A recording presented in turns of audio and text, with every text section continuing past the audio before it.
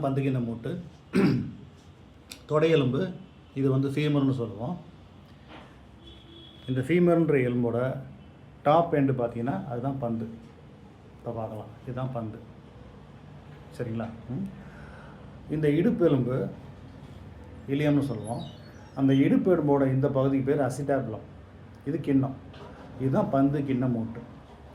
இப்போ இந்த பந்து கிண்ண மூட்டில் வந்து எப்படி அசையுதுன்னு பார்க்கலாம்.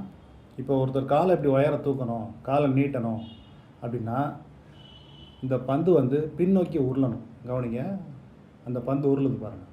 அது பின்னாடி உருண்டால் தான் கால் முன்னாடி வரும். இப்போ நடக்கணும் ஒருத்தர் அப்படின்னா இந்த இந்த பந்து பின்னோக்கி உருளணும்.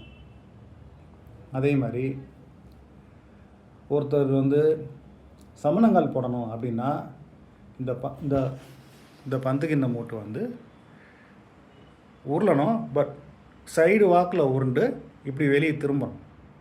சரிங்களா? இந்த ஆக்சிஸ் அன்பிளேன் இது எல்லாமே வந்து மாறும். ஹிப் ஜாயிண்டில் வந்து 3 டிகிரி மூமெண்ட் இருக்குது உங்களுக்கு. ஸோ ஏவியன் பிரச்சனையால் அஃபெக்ட் ஆகும்போது ஒரு பேஷண்ட்டுக்கு வந்து எந்த ஸ்பாட்டில் வந்து அவருக்கு அந்த ஜாயிண்ட் லாக் ஆகிருக்கு அப்படின்றத பார்த்து அதை அன்லாக் பண்ணும்போது மூமெண்ட் நல்லாயிருக்கும். இப்போ காலை அவர் வந்து நீட்டணும், தூக்கணும் அப்படின்னா அவருக்கு வந்து மூட்டை பின்னோக்கி அன்லாக் பண்ணி மூவ் பண்ணணும். காலை சைடில் கொண்டு போகணும் அப்படின்னா இந்த பந்து வந்து கீழ் நோக்கி மூவ் ஆகும். சரிங்களா? இப்போ பைக்கில் ஏறணுன்னா காலை தூக்கி போட்டு உட்காரணும். அப்போது இன்ஃபீரியர் கிளைட் கொடுக்கணும். அதே பேர் சமணங்கால் போடணும் அப்படின்னா பின்னோக்கி ரொட்டேட் ஆகி கொஞ்சம் திரும்பணும், அப்வர்ட்ஸாகவும் போகணும், ரொட்டேட் ஆகி இவ்வளோ தூரம் போகணும். சரிங்களா? ஸோ எந்த பிளேனில் வந்து அந்த ஏவியன் இவருக்கு அஃபெக்ட் பண்ணியிருக்கு அப்படின்னு பார்த்து அதை அன்லாக் பண்ணணும். ஒரு முலிகன்ஸ் பெல்ட் வச்சு இதை நாங்கள் அன்லாக் பண்ணுவோம்.